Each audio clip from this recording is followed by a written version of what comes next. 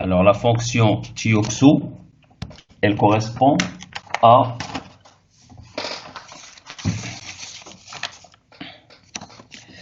alors thioxo, c'est la même chose que le carbonyle.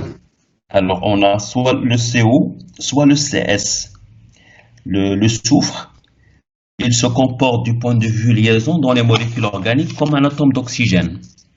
Donc lui aussi, il peut former deux liaisons et il peut être lié à un hydrogène. Donc on peut avoir un SH comme le OH, il correspond à la fonction thiol, ou on peut avoir la double liaison carbone-soufre comme la double liaison carbone-oxygène. Carbone-oxygène, donc ça nous donne soit cétone, soit formyle, oxo ou formyle. Et avec le soufre, ça nous donne le thioxo. C'est le CS. C'est ce que nous avions dans cette molécule.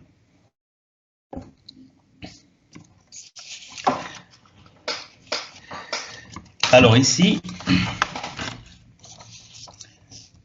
donc une molécule pour laquelle il faut déterminer les types d'hybridation des différents atomes, carbone, azote ou oxygène,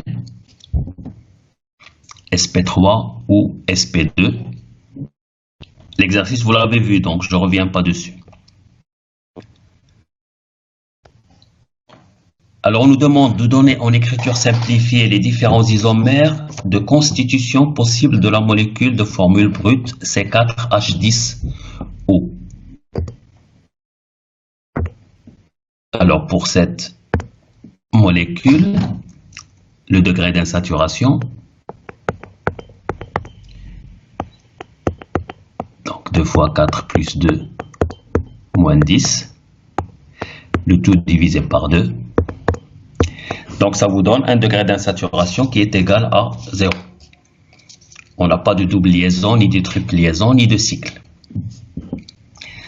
Alors les isomères de constitution, ça correspond à l'isomérie plane.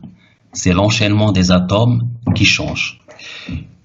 Donc pour trouver les isomères, donc là il faut le faire d'une façon méthodique. On n'a pas de formule qui nous permet de déterminer le nombre d'isomères d'une molécule à partir de sa formule brute, mais on peut construire ces isomères en fonction de la composition de la molécule. Ici, par exemple, on ne va pas faire tous les isomères, mais je vous donne juste quelques indications. On a 4 atomes de carbone, donc on peut penser à une chaîne de 4 atomes de carbone. 4 atomes de carbone, c'est une chaîne linéaire. Il nous reste un oxygène, donc l'oxygène peut être sur le carbone numéro 1, ou l'oxygène peut être sur le carbone numéro 2. Ici, ça vous donne 2 isomères de position. On a 2 chaînes carbonées de 4 atomes de carbone. Dans la première, OH sur le carbone numéro 1, OH sur le carbone numéro 2, la même fonction. Donc, on a 2 isomères de position. Alors, comment on peut avoir l'oxygène en milieu de chaîne? Donc, vous avez vos 4 atomes de carbone et l'oxygène au milieu. Ici, c'est une fonction alcool. Ici, c'est une fonction éther. Donc, nous avons ici 2 isomères de fonction.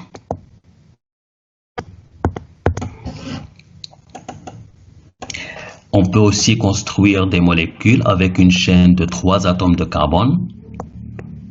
Donc, ici, j'ai 3 atomes de carbone. Le 4e carbone, donc, doit être ici au milieu. Et je peux avoir l'oxygène sur ce carbone ou l'oxygène sur ce carbone. Donc ici aussi, ça vous donne 2 isomères de position.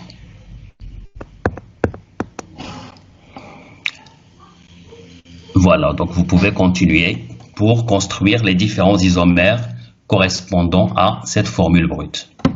Donc ici, nous avons répondu aussi à la deuxième question. La deuxième question. Monsieur, Oui. si on a une fonction éther, est-ce que par exemple éthyle, méthyl, éther et méthyl, éthyl, éther, ils sont deux isomères ou sont la même chose? Alors,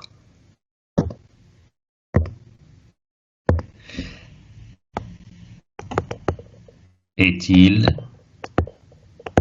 méthyle, éther. C'est le O, CH2, CH3 et le CH3. Et l'autre, c'était quoi? Dites-moi. Méthyl, éthyle, éther. Méthyle, éthyle, éther. Alors bon, ici, c'est le même nom. Et quand on écrit le nom, donc vous le savez, on utilise l'ordre alphabétique. Ici, on a l'ordre alphabétique, mais ici, on ne respecte pas l'ordre alphabétique. Donc, c'est la même molécule, mais le nom correct, c'est celui qui est classé par ordre alphabétique. Ici, c'est la même molécule. D'accord? Oui, monsieur, merci. Alors ensuite, on vous demande de donner des noms aux molécules. Donc, vous avez la première. Si quelqu'un veut bien proposer un nom.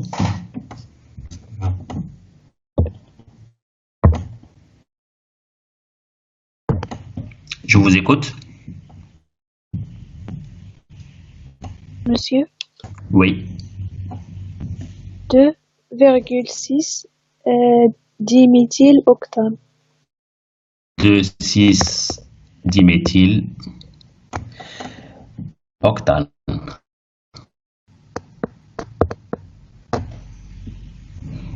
D'accord, bien. Notre proposition?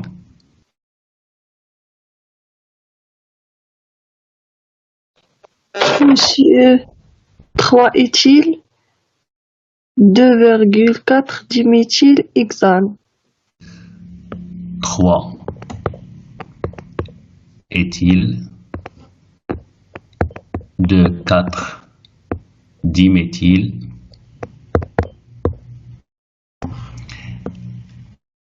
hexane. D'accord. Alors, si on réécrit notre molécule,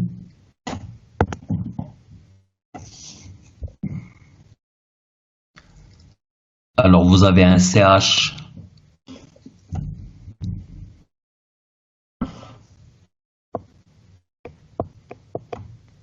qui est lié à CH3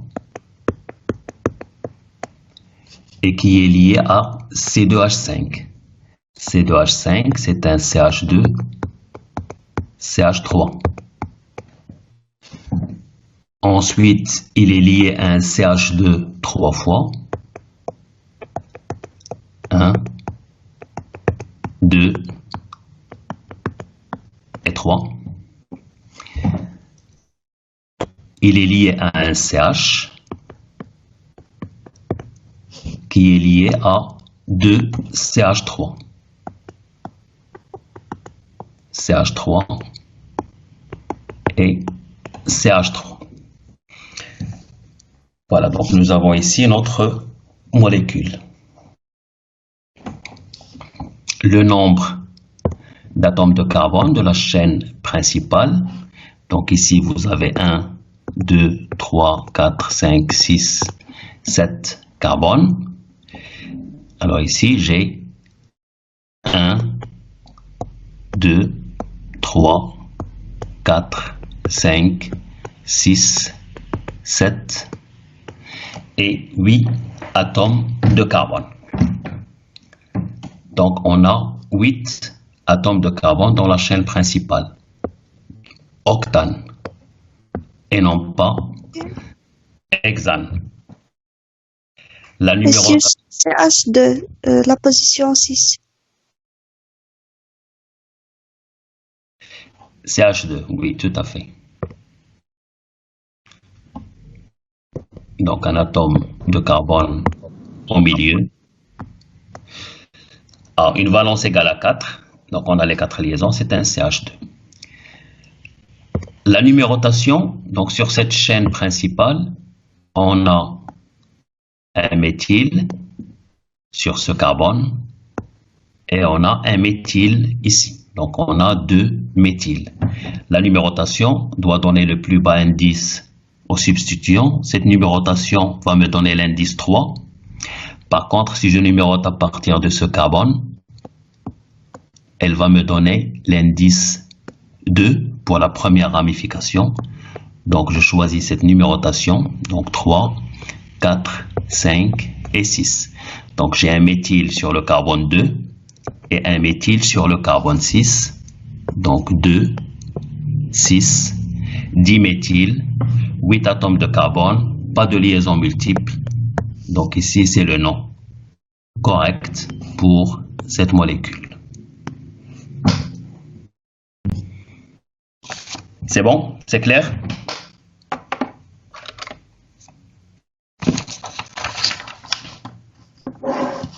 Oui, monsieur.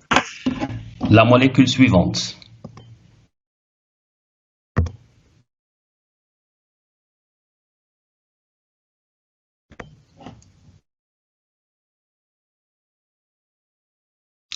Proposition.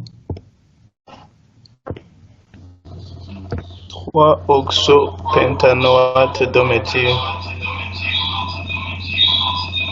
Alors, oxopentanoate de méthyle.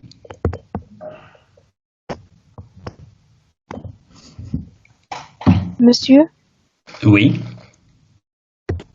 chlorure du 5 amido 3 méthyl pentanoïl. Attendez. On est d'abord dans cette molécule-là. On n'a pas encore terminé celle-là. Donc, gardez votre proposition. On regarde cette molécule et on regarde notre proposition. Alors, ici, vous avez... Monsieur, Oui. 3-oxo pentoxylate. Pentanoxylate. Pentanoxylate. Bon. D'accord. Alors ici, nous avons un COCH3, CO2CH3. C'est un COOCH3. C'est la fonction COOR. C'est ce qu'on appelle la fonction Esther. c'est la fonction ester. Alors la fonction ester, quand elle est prioritaire, elle est nommée OAT d'alkyle. Sinon, elle est nommée alkoxycarbonyle. Alors en même temps, dans cette molécule, vous avez un CO. Le CO, c'est un C double liaison oxygène. C'est ce qu'on appelle le carbonyle. Et quand vous avez le carbonyle en milieu de chaîne, ça nous donne la fonction cétone. Étonne. Très bien. Alors dans votre tableau, vous avez la fonction ester qui est prioritaire par rapport à la fonction cétone. Donc cétone sera nommé par oxo. Et la fonction ester sera nommée par OAT d'alkyle. Ici, l'alkyle, c'est un seul atome de carbone, c'est le méthane. Alcane, alkyle, donc méthyle. OAT de méthyle. La chaîne carbonée, elle contient ici 1, 2, 3, 4, 5 atomes de carbone, c'est le pent. Donc le nom de la molécule, c'est le 3-oxo-pentanoate de méthyle. C'est bon, c'est clair? Alors la molécule suivante, vous aviez une proposition tout à l'heure? Je vous écoute. Chlorure. Chlorure du 5-amido. Chlorure du 5-amido. 3-méthylpentanoïl. 3-méthylpentanoïl.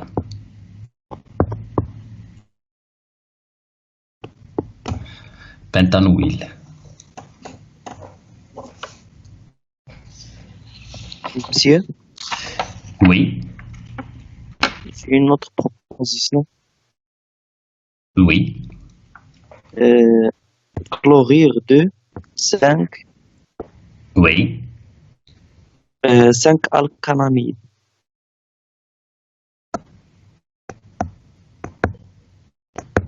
Alcanamide. Oui, 3-méthyl, oui. 3-méthylpentanoïl. Pentanoïl. D'accord, très bien. Alors dans cette molécule, vous avez ici le CO, le carbonyle avec NH2. C'est la fonction amide. Et vous avez le CO avec un halogène. Ici le chlore, les halogènes, on les appelle les X. Donc ici vous avez un halogénure d'acide.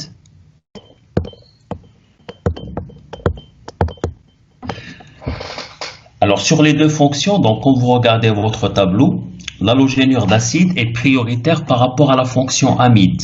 Donc il sera nommé en fonction prioritaire. Ça sera halogénure au huile. Donc chlorure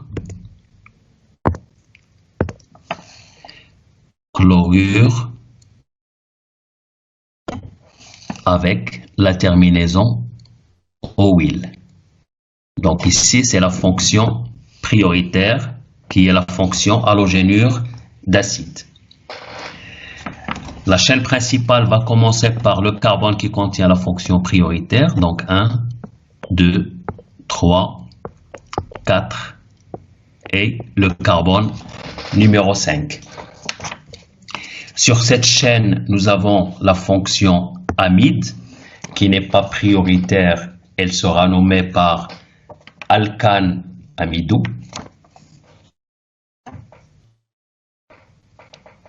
Ici.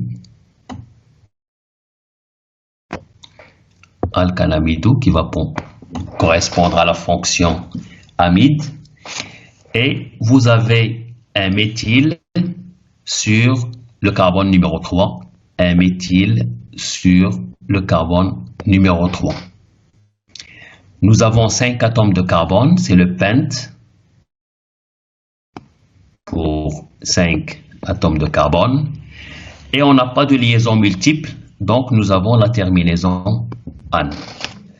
Donc le nom pour cette molécule, c'est le chlorure du 5-alcanamido 3-méthylpentanoïl.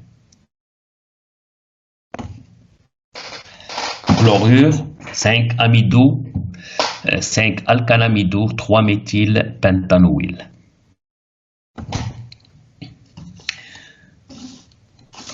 La dernière molécule qui reste, donc ici c'est une molécule pour laquelle on nous demande de déterminer l'écriture simplifiée. Alors l'écriture simplifiée correspondant à cette molécule. Alors nous avons la fonction prioritaire Ici, c'est al, c'est la fonction aldéhyde. La saturation, on a la terminaison N, donc ça veut dire qu'on a une double liaison. Hept, la chaîne principale, on a 7 atomes de carbone sur laquelle nous avons 3 méthyles. 7 atomes de carbone, 1, 2, 3, 4, 5, 6 et 7. On place la fonction prioritaire, donc al sur le carbone numéro 1, c'est la fonction aldéhyde. Donc on a le carbone 1, 2, 3, 4, 5, 6 et 7 atomes de carbone. Vous avez la double liaison sur le carbone numéro 3. Donc elle se trouve entre le carbone numéro 3 et le carbone numéro 4. Et vous avez 3 méthyles sur le carbone numéro 2, le carbone numéro 4 et le carbone numéro 5. Monsieur, le premier méthyle sur le carbone numéro 2, le carbone numéro 1. Sur le carbone numéro 2.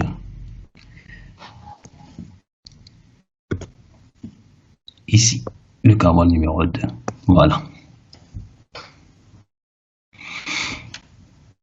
Parce que sinon, si on le met sur le carbone numéro 1, ça ne sera plus un aldéhyde, mais ça sera une fonction cétone.